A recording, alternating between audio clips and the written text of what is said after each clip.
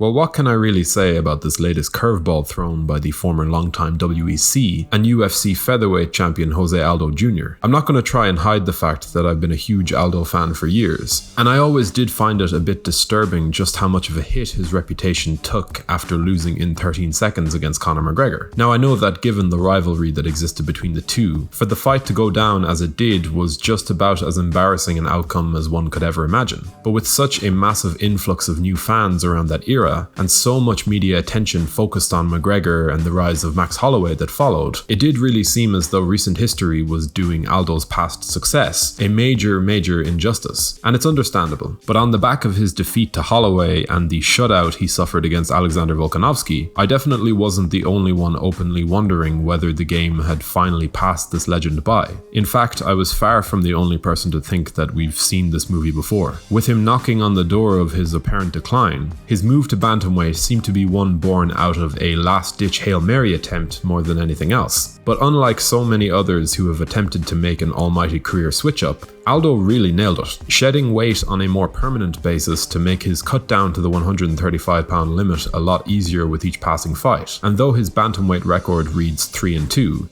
that fight against Marlon Moraes in his divisional debut really should have gone in José's favour on the scorecards. His subsequent crack at UFC gold against Petr Yan proves that the UFC agreed. And though Yan, as he is known to do, grew into the fight more and more to end up beating the brakes off Aldo in what was a truly harrowing viewing experience, again, Aldo, staring into the jaws of late career obscurity, soldiered on, mixed up his training with a new emphasis on boxing. And it's not like he didn't already have some of the best hands in the business, but his matchups against Marlon Vera and Pedro Munoz showcased a fighter who was still very much improving. We saw a more well-rounded version of this two-time UFC champion than we'd ever seen before, a fighter who wasn't content to sit back and go into the autopilot mode that had been a constant presence during his long title reign. No, this was an Aldo who had more gears, more room for offensive wrestling, and even more impressive defensive game on the feet. And against Pedro Munoz, the answer for the current fad of calf kicks that proved to be the undoing of so many top-tier fighters. I wasn't alone in being completely enthralled by the mastery of his leg kick defense against Munoz, as he managed to channel shades of Ernesto Hoost through his constant ability to preempt Munoz's calf kicks. Even that performance alone at this point in his career was surprising on many levels. Aldo's passion to get better was as clear as day, and ladies and gentlemen, after watching him taking the toughest test of his trio of rebound matchups in Rob Font, I'm very happy to report that the man is still showing us new facets to his game. Obviously his power was the major difference on the night, as he attempted to dissuade the volume approach of a guy in Font who was seen by many as a terrible matchup for him. On a quick side note,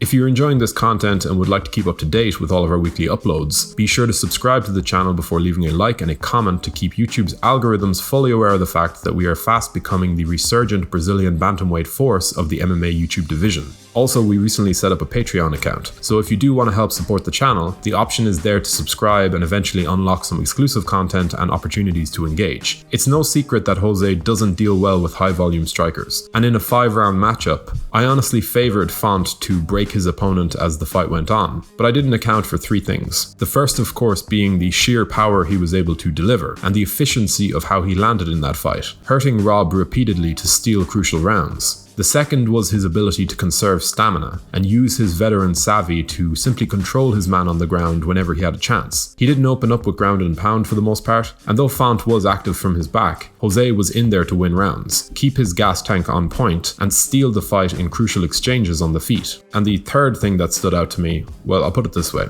I was already buzzing after the first 2 rounds of action in this fight, as my initial concerns about Aldo getting outworked started to fade. Then, in between rounds 2 and 3, as his coach leaned in to deliver advice, I felt like a giddy child at Christmas when he called on his fighter to begin opening up with leg kicks. Oh man, it was an absolute treat to see Aldo finally putting the emphasis back on his most legendary weapon in that 3rd round. And every time he landed on the leg of Font, it had some serious impact, even sweeping his feet out from beneath him at one point. The The questions over why Aldo phased his leg kicks out of his game are still something of a mystery, although some have speculated that it's either due to his opponents expecting them, or it could well be down to some long-lasting injuries that may have seen him move his training away from the constant honing of the technique. But when Aldo started firing them off repeatedly, with some real intent behind them, that was honestly a slice of some pure WEC gold. To see Jose come away with the victory like this over a top 5 guy, even if it wasn't as easy as the scorecards would have suggested, it just proved that the diversity within his skill set has never been better. He's got the slick hands, a killer body shot, the power to drop guys with headshots at 135 pounds, those leg kicks are now still there, he's got a strong top game, decent cardio that does appear to be more manageable at this weight,